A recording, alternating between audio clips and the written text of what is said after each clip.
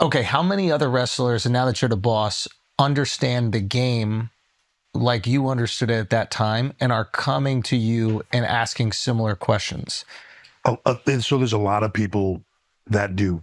I just had this conversation with Sean, and this will piss off everybody.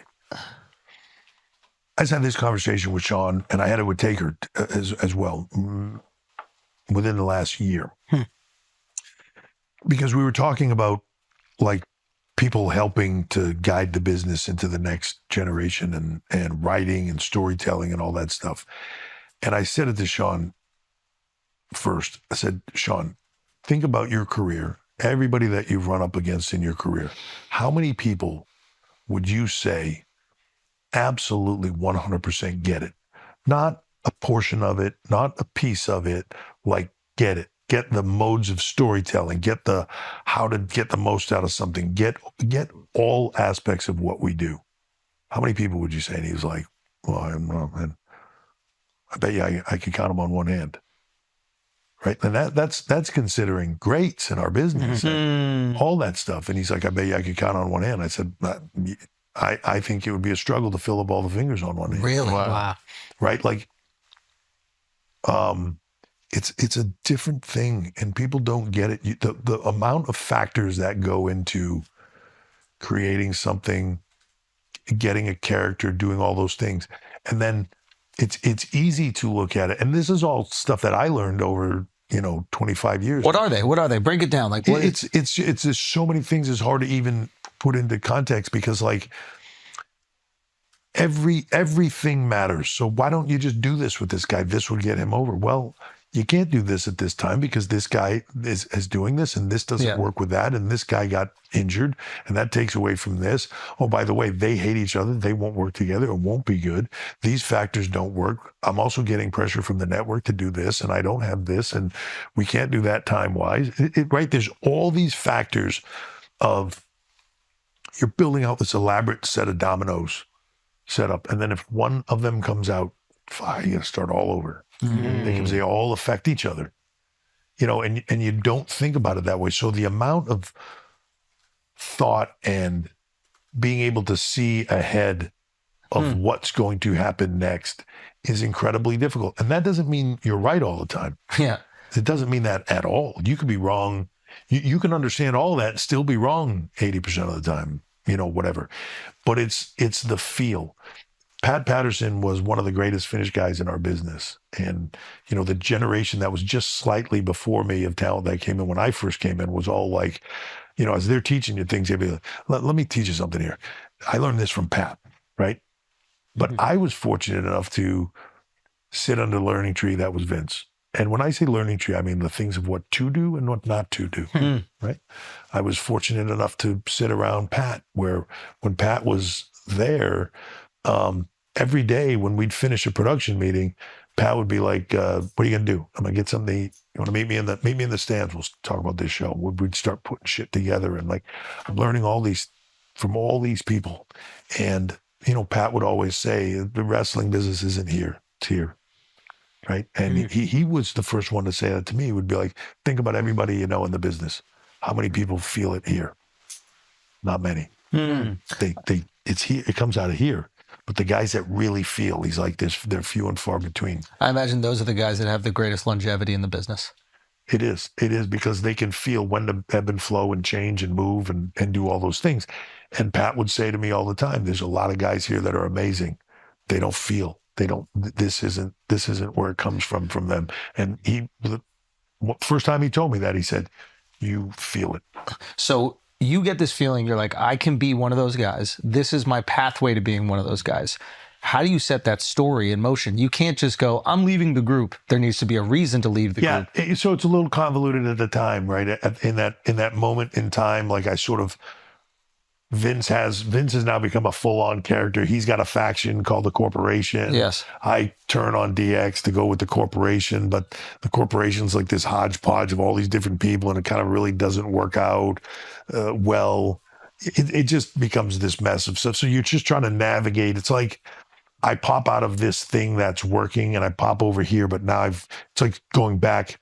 A lot of times people think that that stuff. Like you're here, so then you move into something else and you just go here. You might have to take a step back. Very rarely works that way. You're here, and I want to get here, but over here, you got to go here, and then build Climb yourself back up to that. Sometimes it can work where you go right there, but more times than not, I feel like whenever there's a complete shift in what you do, you go back and start over at the beginning. Is this the Stephanie storyline? This comes into it a little bit later. So which is the Stephanie one? Steph storyline. Okay, so you're already there. So I sort of get the opportunity. I'm put in that position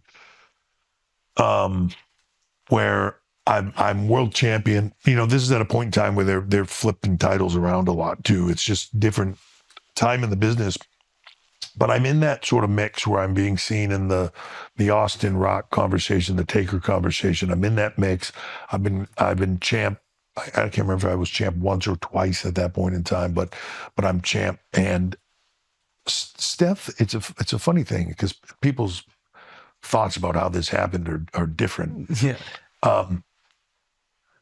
I have this really strong creative relationship with Vince. Yeah. I know he has a daughter, but I've never even really met her. And then she starts to be around the company, but I'm not working with her much or anything like that. But she's in a storyline with another wrestler, this guy Tess. Yeah. And they are engaged to be married. Yeah.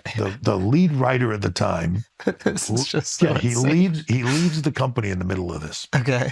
And, you know, I've heard him say that he knew exactly where the storyline was going, just nobody else did. Yeah, just this one guy. So when he leaves, there's like this giant gap where like Vince's daughter's engaged with this guy. And to be honest, I hadn't even been paying that much attention to that storyline. It's just concerned with my shit more often, right? And I had a great creative relationship with Vince, but so they don't know where to go with this thing that they've announced this wedding's going to be on TV. They have to do a thing where she gets hit in the head with a garbage can and loses her memory and doesn't remember who the fiance is just to buy some time. Right. So they can try to figure out how to get out of this thing. But there's going to be a wedding on Raw, is it? On Raw. Yeah. So, and everybody's go. So Were they involved in real life? No, not at all. Oh, okay. Yeah. It's just Were you guys at the time involved at all? I didn't even So really there's know her. nothing. Yeah. Yeah. But so I know they're trying to figure out a way to get out of this wedding thing. Yeah. And meanwhile, I'm in a storyline with Vince where Vince has made it like He's a babyface at this time, right? He is. And he has said, like, I can never have another chance at the title. Like, he's so pissed off at me, he bans me from getting world title shots. So we're in the middle of this storyline. So one day I go to him and I'm like, this is thinking about our shit, right? Like, and how do we get back to getting me in that mix after what we've done? And he's like, yeah, I don't know, I'm thinking about that too. And I'm like, well, the thing with Steph, I said, well, what if she, you know, right before she's going to get married, she has a bachelorette party, you blow it out like some big story on TV. She has a bachelorette party, but I show up and it's a different time frame. I make her your drink. and while she's unconscious, I said, you have it in Vegas. I drive her through one of those wedding chapel things. And I end up, like, nobody knows about this, but I've filmed all of it. And now when the wedding happens, right when they say, speak now, forever hold your peace, I come out and I'm like, hold on a second, she can't marry him because she's married to me. Yeah. And I show the footage and holy shit, I've ruined your life. Yeah. And now we create this storyline where, like, if in order to get your daughter, like, this wedding annulled and so she can marry the other guy, you and I have to fight. And if I beat you, I get the world title shot. If you beat me, I annul the wedding. Yeah. And he's like, God damn, I love it. Right? Like, so that's what we do. Right. And this starts Steph and I now. So originally, it's just supposed to be a one-off thing. We'd shoot the video in Vegas. Yeah. And the video's hilarious when you were mouthing. Yeah. You gotta get this video. It's so ridiculous. It's so ridiculous. Yeah. So you going, I do. Yeah. It's utterly ridiculous, but it just works, right? Yeah. And this is the footage of me out there telling this story. So originally, it's supposed to be just look at Steph selling. Good for her. Yeah. She's a great actress. Beast. Yeah, she's great. So it's supposed to be this one-off thing that makes us have the match. I go over, I get my world title shot. She moves on, does the rest of the stuff with the testing, but at least gets them out of the wedding, right? And now it's the decision whether he's going to marry or not. The first time she goes on TV after this happens, like this is the cynical world we live in. She goes out on TV, and I'm sitting at gorilla position next to Vince, where we run the show from. Yeah. And like I'm not working. I'm in the show. Right at this point, I'm just still a character. A character. I'm helping out heavy with creative and helping produce stuff, but I'm really just as a character on TV. And she goes out to cut the promo, and I'm sitting next to Vince, and she goes out there, and they are booing. Yeah, it's the brutal. shit Oh, out of her. and this is unexpected completely. Well, Oh, that's right. They're calling her like a slut. they're Yeah. chanting slut, Yeah, and she's yeah. trying her hardest to be To win 'em like, over. yeah, to be this sympathetic baby face and all this stuff. And Vince taps me, and he's like, right, like, hey, this is fucking, Yeah. this is so good. That's 20,000 crazy. people call your daughter a slut. Yeah, this is money, right? Yeah. And Sorry, what are you thinking in that moment when at that time, I'm a little bit like, holy shit, like she's got mega heat. So he looks back and he goes, Yeah. And I'm like thinking to myself, like, wow, there's legs to this thing like that we hadn't, at least I hadn't considered.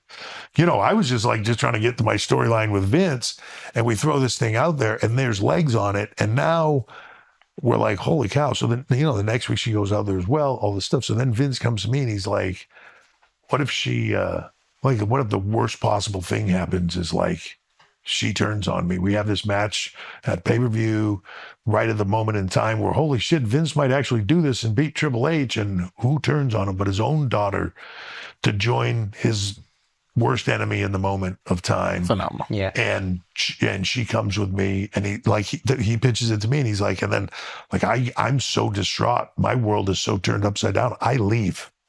I leave for a while, and you guys run the show like as like the boss. Like she's the boss's daughter, so she's got all the stroke, and now you become this maniacal like Tyrant. talent that's, you know, gets the world title and is just like out of control, firing people and just whatever, you know, and that's kind of starts a thing. But so as this happens, like I don't know Steph at all, sort of. Yeah, well, I don't, but we're working together, right? So now our storylines become, and the one, yeah, We believe you. but I don't, and the thing is, she's a sponge for the business, right? Like Yeah. Steph is like, she wants nothing but to be in this business, and Right. right? So is she, sorry, have you talked to her about that moment and what she was feeling?